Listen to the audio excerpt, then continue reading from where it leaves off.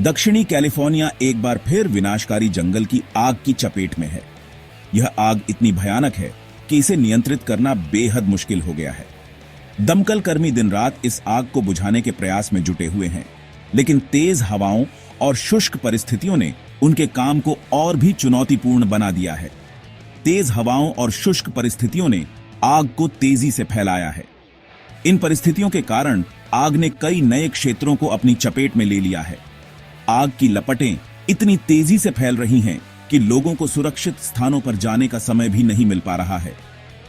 हजारों एकड़ भूमि जलकर राख हो गई है। इस आग ने न केवल वन्य जीवों के आवास को नष्ट कर दिया है, बल्कि कई घरों और संपत्तियों को भी भारी नुकसान पहुंचाया है।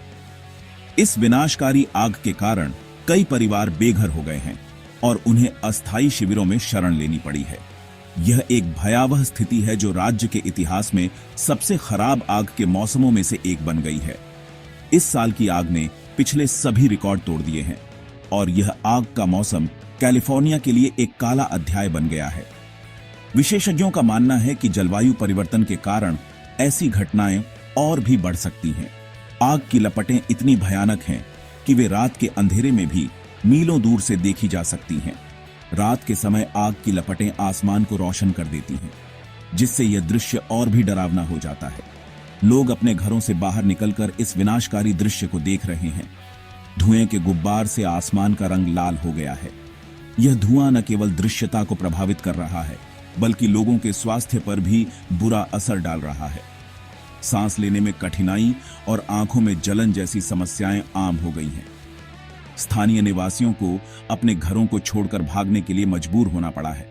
कई लोग अपने प्रियजनों और पालतू जानवरों को लेकर सुरक्षित स्थानों की ओर भाग रहे हैं। इस आपदा ने लोगों के जीवन को पूरी तरह से अस्त व्यस्त कर दिया है। यह एक गंभीर आपदा है जो हमें प्रकृति के प्रकोप के सामने हमारी लाचारी की याद दिलाती है। इस आग ने हमें यह सोचने पर मजबूर कर दिया है कि हम अपने पर्यावरण की सुरक्षा के लिए क्या कर सकते हैं। हमें मिलकर ऐसे कदम उठाने होंगे जिससे भविष्य में ऐसी घटनाओं को रोका जा सके। आग ने दक्षिणी कैलिफोर्निया के विशाल क्षेत्र को अपनी चपेट में ले लिया है।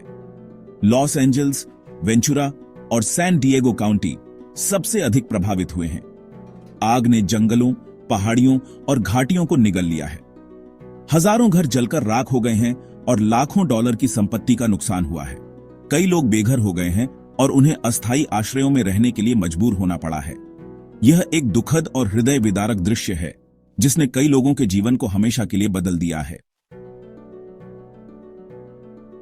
मौसम विज्ञानियों ने पहले ही चेतावनी दी थी कि इस साल आग का मौसम विशेष रूप से खतरनाक होने वाला है।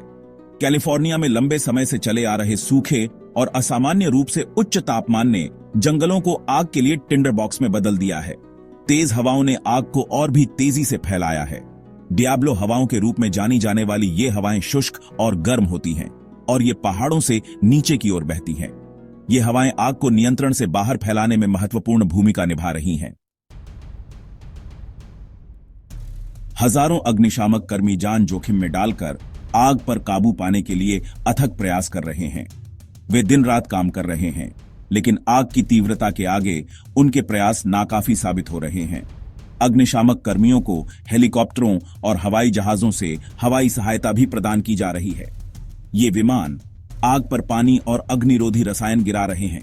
फिर भी आग की भीषणता को देखते हुए यह एक कठिन और चुनौतीपूर्ण लड़ाई बनी हुई है। सेक्शन 5, निकासी के आदेश और स्थानीय लोगों की प्रतिक्रिया। अधिकारियों ने प्रभावित क्षेत्रों में रहने वाले लाखों लोगों को निकासी के आदेश जारी किए हैं। यह आदेश तब जारी किया गया जब आग ने तेजी से फैलना शुरू कर दिया और कई घरों और संपत्तियों को खतरे में डाल दिया। अग्निशमन दल और आपातकालीन सेवाएं तेजी से काम कर रही हैं ताकि लोगों को सुरक्षित स्थानों पर पहुंचाया जा सके। लोग अपने घरों को छोड़कर सुरक्षित स्थानों पर जा रहे हैं। कई परिवारों ने अपने महत्वपूर्ण दस्तावेज, पालतू जानवर और आवश्यक सामान पैक कर लिए हैं। वे अपने प्रियजनों के साथ सुरक्षित स्थानों की ओर बढ़ रहे हैं, जबकि उनके मन में अपने घरों और संपत्तियों की चिंता है। स्कूलों, सामुदायिक केंद्रों और चर्चों में शिविर लगाए गए हैं, जहां विस्थापित लोगों को आश्रय प्रदान किया जा रहा है। इन शिविरों में बुनियादी सुविधाएं उपलब्ध कराई जा रही हैं, जैसे कि भोजन, पानी और चिकित्सा सहायता। स्थानीय प्रशासन और स्वयंसेवक इन शिविरों का संचालन कर रहे हैं। स्थानीय लोग भयभीत हैं, लेकिन साथ ही एकजुट भी हैं। वे एक दूसरे को सांत्वना दे रहे हैं और इस कठिन समय में एक दूसरे का समर्थन कर रहे हैं। उनके चेहरों पर चिंता की लकीरें साफ दिखाई दे रही हैं, लेकिन वे एक साथ मिलकर इस संकट का सामना कर रहे हैं। वे एक दूसरे की मदद कर रहे हैं और अपने समुदायों का समर्थन कर रहे हैं। पड़ोसी एक दूसरे के साथ भोजन, पानी और अन्य आवश्यक चीजें साझा कर रहे हैं। इस संकट ने समुदाय को और भी मजबूत बना दिया है और लोग एक दूसरे के साथ खड़े हैं। स्वयंसेवक भोजन, पानी और अन्य आवश्यक चीजें दान कर रहे हैं और जरूरतमंदों की मदद कर रहे हैं। दान अभियान चलाए जा रहे हैं और लोग उदारता से योगदान दे रहे हैं। इस कठिन समय में समुदाय की एकजुटता और सहयोग की भावना स्पष्ट रूप से दिखाई दे रही है। सेक्शन 6, आग के निशान, तबाही और पुनर्निर्माण।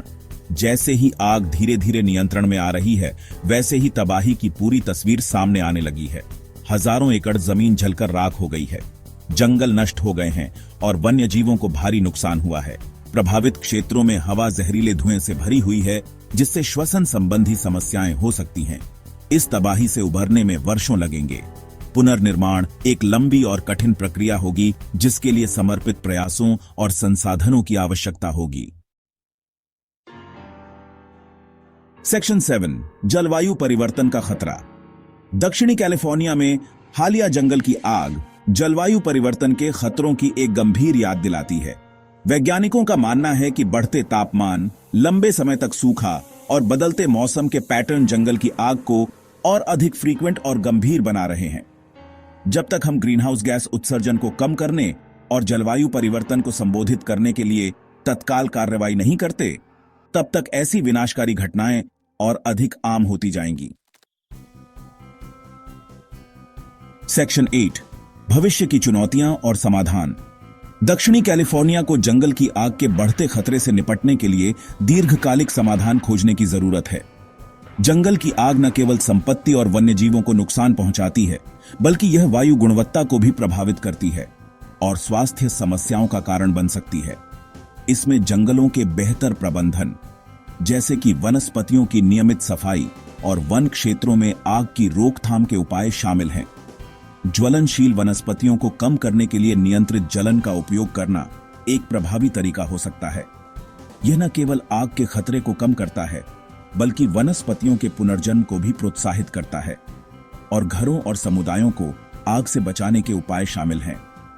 आग प्रतिरोधी घरों के डिजाइन और सामुदायिक अग्नि अभ्यास महत्वपूर्ण हैं, ताकि लोग आपात स्थिति में तैयार रहें। हमें जलवायु परिवर्तन को संबोधित करने के लिए तत्काल कार्रवाई करने की भी आवश्यकता है। जलवायु परिवर्तन जंगल की आग की तीव्रता और आवृत्ति को बढ़ा सकता है, इसलिए इसे नियंत्रित करना अत्यंत महत्वपूर्ण है। इसमें ग्रीनहाउस गैस उत्सर्जन को कम करना, जैसे कि उद्योगों और परिवहन से होने वाले उत्सर्जन को नियंत्रित करना शामिल है। नवीकरणीय ऊर्जा को बढ़ावा देना, जैसे कि सौर और पवन ऊर्जा का उपयोग, एक महत्वपूर्ण कदम है। यह न केवल पर्यावरण के लिए बेहतर है, बल्कि यह ऊर्जा की स्थिरता को भी सुनिश्चित करता है। और स्थायी जीवन शैली को अपनाना शामिल है। इसमें साइकिल चलाना, सार्वजनिक परिवहन का उपयोग करना और ऊर्जा की बचत करने वाले उपकरणों का उपयोग करना शामिल है। जंगल की आग का खतरा वास्तविक है और हमें इसके लिए तैयार रहने की आवश्यकता है। अग्निशमन उपकरणों की तैयारी और निकासी अभ्यास महत्वपूर्ण हैं, ताकि आपात स्थिति में तेजी से प्रतिक्रिया दी जा सके। कार्रवाई करके हम अपने समुदायों और पर्यावरण की रक्षा कर सकते हैं। सामुदायिक स्वयंसेवक समूह और पर्यावरण संरक्षण प्रयास इस दिशा में महत्वपूर्ण भूमिका निभाते हैं और भविष्य की पीढ़ियों के लिए एक सुरक्षित और अधिक टिकाऊ भविष्य सुनिश्चित कर सकते हैं।